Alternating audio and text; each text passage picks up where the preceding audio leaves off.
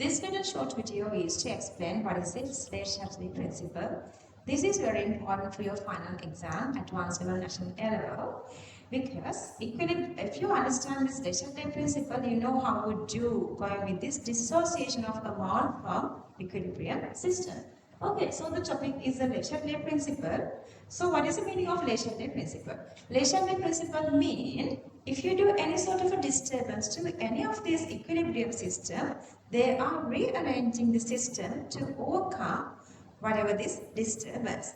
Okay, so this disturbance can be done by changing concentration, temperature, pressure or volume. Let's see how do they change this. Let me go with this concentration thing first. Effect of concentration. To understand that, I was taken this little hypothetical equation. A plus B goes to C. So it simply says, if you are doing a disturbance, what kind of a disturbance by the concentration you can do? It simply means, let's say you are changing the concentration of one of these. Then to rearrange the system, to reach a new equilibrium, these are playing a role. Let's say we are increasing the concentration. Let's say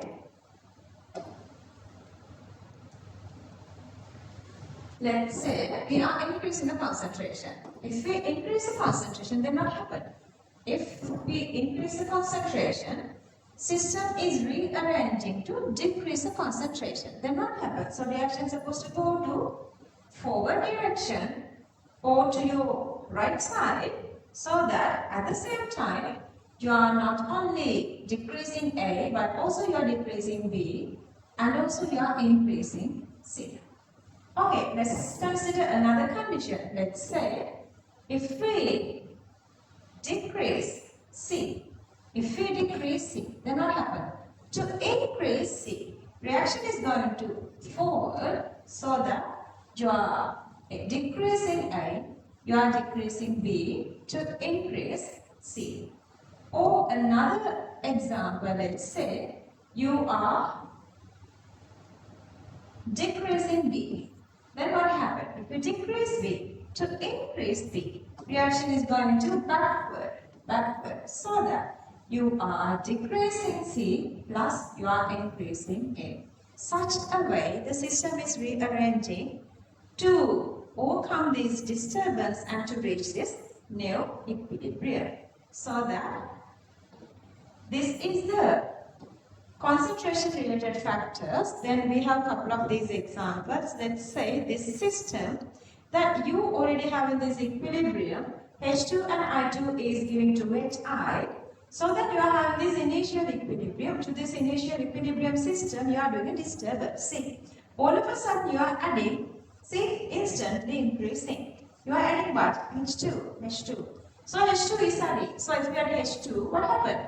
Reaction is supposed to go to forward to decrease I2 and to increase HI. So you are decreasing H2 to a certain level but never goes to the original. Plus at the same time you are decreasing I2. So I2 is supposed to go decreasing and you are increasing HI.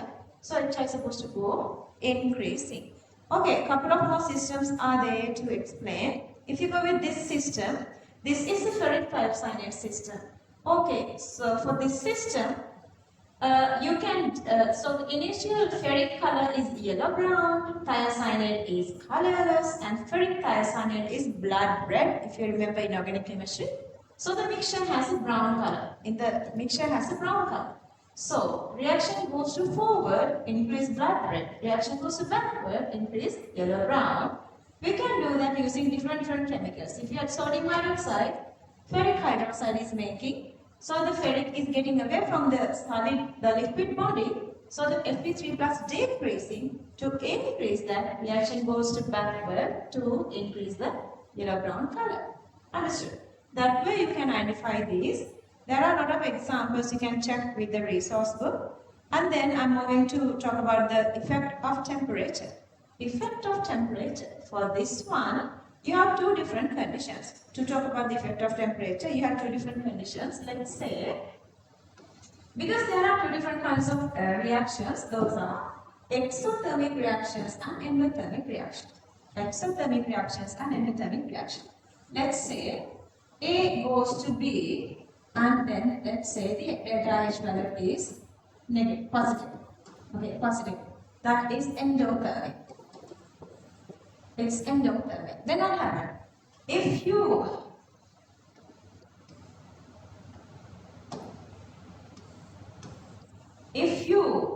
heat up the system, If you heat the system, then what happens? This is supposed to be rearranging to decrease temperature. To which direction is decreasing temperature? Endothermic system means the cooling down. So you are going to forward. Understood? So if you heat up, endothermic reaction is going forward. Let's say this reaction is exothermic.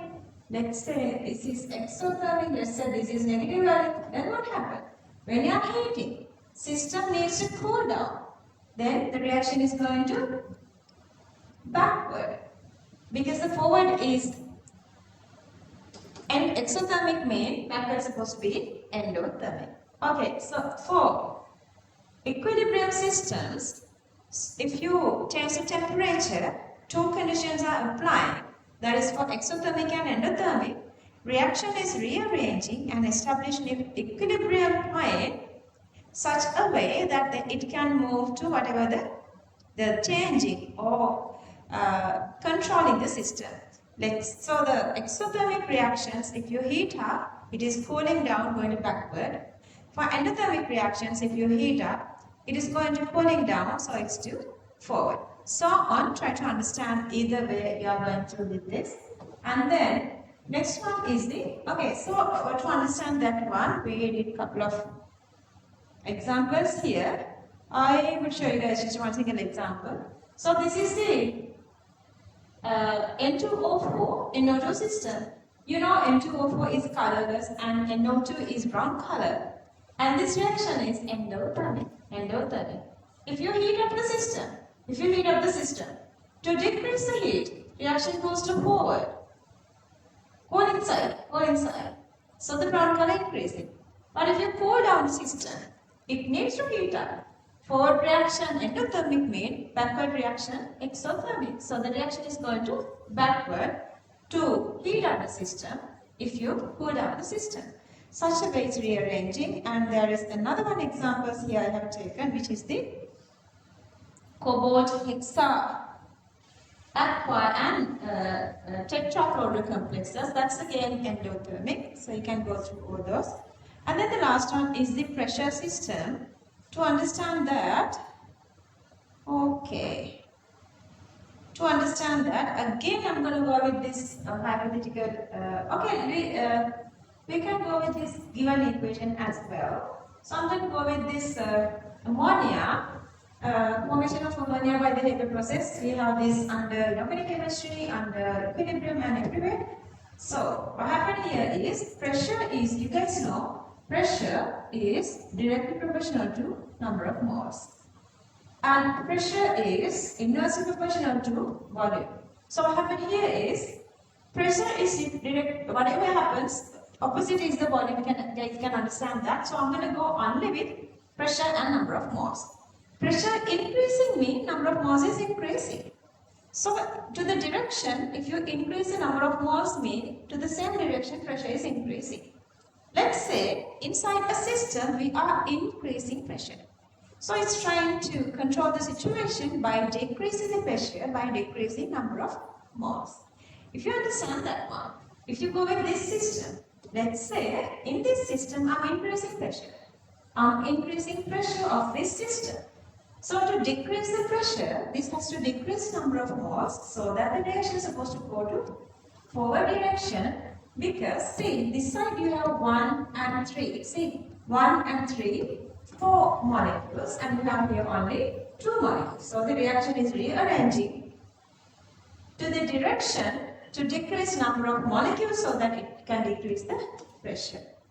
And it's inverse for the volume. Okay. So it's that simple to understand. So here today we discuss the relationship principle and its effects on concentration, temperature and pressure. One special thing I want to tell you guys is, when you are thinking about the temperature, again you have to think about what is happening to the equilibrium constant. because with the temperature, that is the only factor that equilibrium constant can be changed. Equilibrium constant is constant unless otherwise temperature is changing. If you change the temperature, it is changing with the temperature. So for exothermic and endothermic reaction, equilibrium constant is also changing, it increasing or decreasing.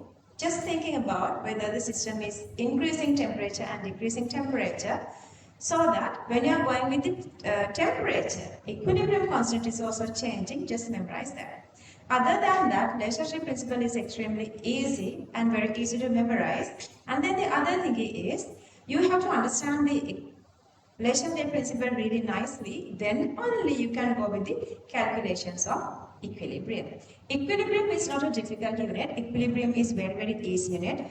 You guys have to think about the equilibrium the way thinking about the chemistry, not the way you are thinking about the combined maths or physics. Because you have to understand that last couple of questions, question number 31 to 40 and question number 41 to 50, those are only this logical part is involving. There are no calculations. So that when you are going with equilibrium, be really brainier that you are understanding not only the calculation part but also the logical part. To improve your logical part, I did this little explanation about this Chatelier principle.